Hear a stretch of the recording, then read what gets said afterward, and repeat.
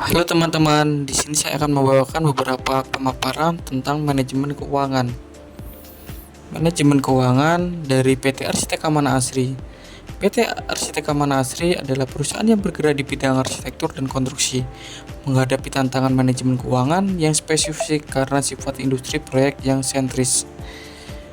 Sifat bisnis. Siklus proyek yang panjang, proyek mulai dari desain hingga konstruksi selesai memiliki siklus waktu yang panjang, mempengaruhi pengakuan pendapatan dan biaya.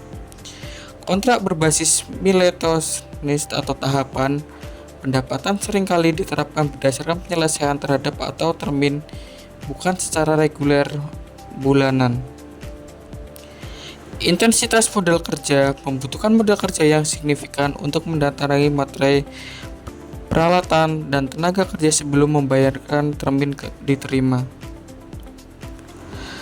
Ketidakpastian biaya, fluktuasi harga material dan biaya tenaga kerja dapat menyebabkan pembengkakan biaya. Pilar utama manajemen keuangan. Manajemen keuangan pada PT Arsitek Amanah Asri harus berpusat pada 4 komponen utama untuk memastikan profitabilitas dan berkelanjutan. Yang pertama ada manajemen arus kas atau cash flow management.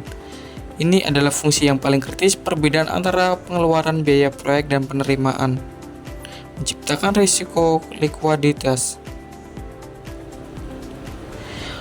Proyeksi arus kas, strategi penagihan, dan pengelolaan hutang usaha.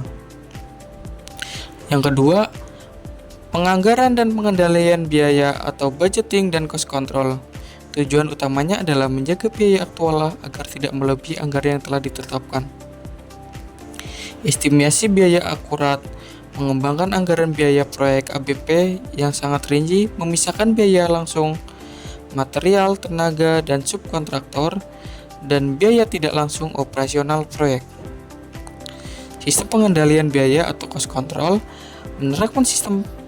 menerapkan sistem pelacakan biaya real time yang membandingkan biaya aktual dengan anggaran, menggunakan metrik seperti biaya yang diperoleh untuk menilai kinerja biaya dan jadwal secara objektif. Manajemen perubahan. Setiap perubahan lingkungan kerja yang diminta klien harus segera didokumentasikan, disetujui sebelum dilaksanakan dan disajikan dalam bentuk penambahan biaya. Ketiga, keputusan investasi, capital budgeting.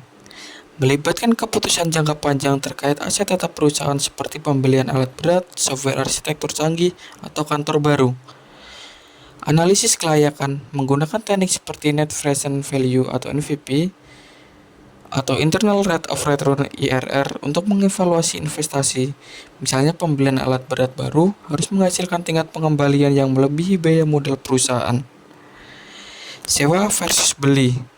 Menganalisis apakah lebih efisiensi untuk menyewa peralatan proyek atau pembelian dengan mempertimbangkan utilitas dan umur ekonomis aset. Putusan pendanaan menentukan bagaimana aset perusahaan didanai, campuran utang dan ekuitas untuk meminimalkan cash of capital. Struktur modal optimal menentukan rasio utang dan ekuitas untuk memadai, mengingat industri konstruksi yang cenderung memiliki rasio yang lebih tinggi.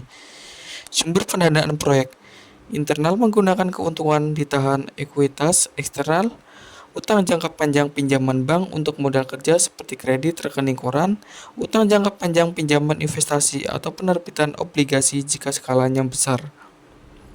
Manajemen risiko kredit. Risiko gagal bayar dari klien dengan mensyaratkan uang muka yang memadai dan menggunakan jaminan bank. Berikut adalah hasil dari pemaparan manajemen keuangan PT Arsitek Amanah Asri.